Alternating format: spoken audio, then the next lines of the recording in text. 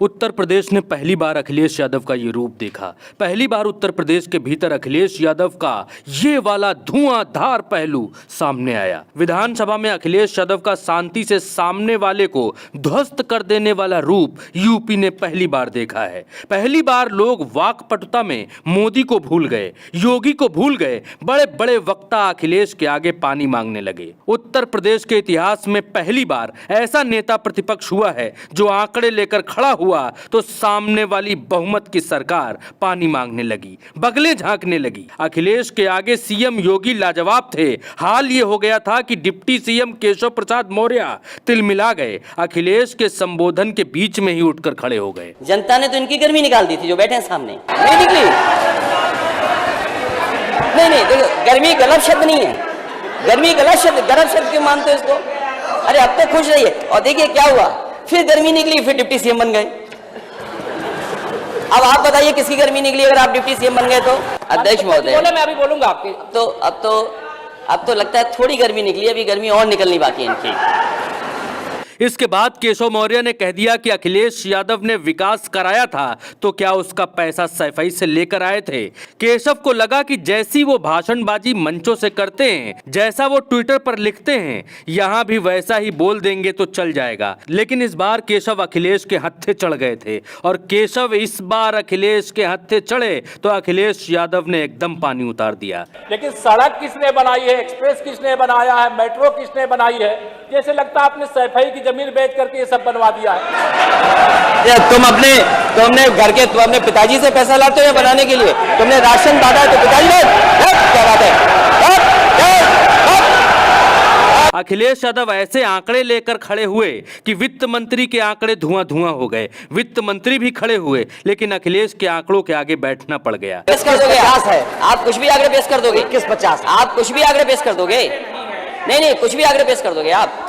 इनको कुछ भी आंकड़े पेश कर दोगे आप? भरे सदन में अखिलेश यादव ने सुरेश खन्ना की पोल खोल दी। अखिलेश ने बताया कि एक्सप्रेसवे पर कट दिया जा सकता था, लेकिन वित्त मंत्री ने अपनी पोजीशन का लाभ उठाया और एक्सप्रेसवे शाहजहांपुर तक लेकर चले गए। मंत्री जी माननीय हमारे मंत्री जी बहुत समझदार हैं, इन्होंने एक्सप्रेसवे सीधे शाहजहांपुर ले गए और फिर लौटा के ला रहे हैं वापस। अरे ये कौन सा अलाइनमेंट है? आप अपने लिए अलग से कट बन जाता, ठीक था। पता नहीं डिजाइन क्यों करवा लिए। अगर एक बात गलत है क्या?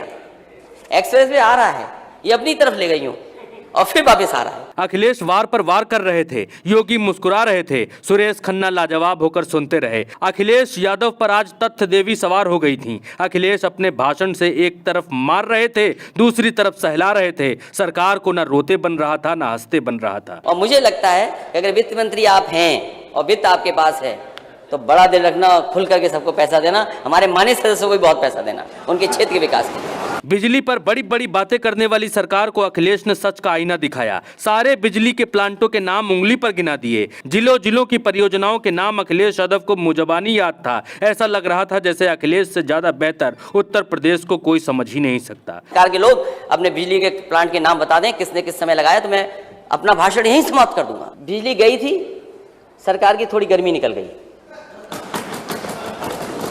और अपनी गर्मी निकालने के लिए कुछ अधिकारी सस्पेंड कर दिए, उनकी गर्मी निकाल दी। शायद गर्मी तो यही मालूम है। अखिलेश यादव ने योगी आदित्यनाथ को भी बातों बातों में खूब लपेटा। इकाना से लेकर डायल 100 तक बोले तो योगी भी लाजवाब हो गए। मुस्कुराने के अलावा कोई दूसरा मूव नहीं ले पाए।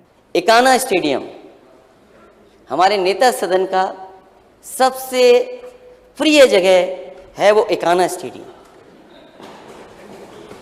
अखिलेश यादव सबको ललकारते हुए एक्सप्रेसवे, रनवे, मेट्रो, बुलडोजर, हवाई जहाज, stadium, dial 100, 102 ambulance, laptop, Beti Bachao से होते हुए जब इकाना पर आए तो सीधे मुख्यमंत्री योगी आदित्यनाथ से बात की। उनको अगर कहीं सम्मानित किया गया तो हमें खुशी है इस बात की कि वही स्टेडियम में हुआ जो समाजवादियों ने बना करके खड़ा किया। अपने काम तो नेता सदन कर लेते हैं, लेकिन अंतर्राष्ट्रीय मैच होने के लिए इजाजत नहीं देते।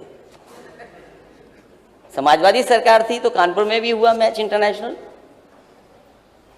और लखनऊ में भी हुआ, लेकिन आपने ऐसा प्रिय बनाया उसको कि अब कोई इंटरनेशनल मैच नहीं होता। हमें उम्मीद है कि आने वाले समय में कोई ना कोई इंटरनेशनल मैच आप जरूर कराएंगे। नेता प्रतिपक्ष बनकर अखिलेश यादव ने राजनीति का सबसे सटीक और सबसे सही निर्णय लिया है। अगर अखिलेश नेता प्रतिपक्ष नहीं होते तो सरकार को सच्चाई का आईना इतनी बेबाकी से कोई नहीं दिखा सकता था। समाज की समस्याओं को ऐसे कोई नहीं उठा पाता। विधानसभा के इतिहास में पहली बार लग रहा था कि सरकार सुनती है अगर बात सलीके से की जाए। दोस्तों, चैनल को सब्सक्राइब करिए, अपनों में शेयर करिए और हाँ, गोदी मीडिया से होशियार रहिए, क्योंकि गोदी मीडिया ने एक ही आदमी के महिमा मंडन का ठेका ले रखा है। वो आपकी बात कभी नहीं करेगी। नमस्कार।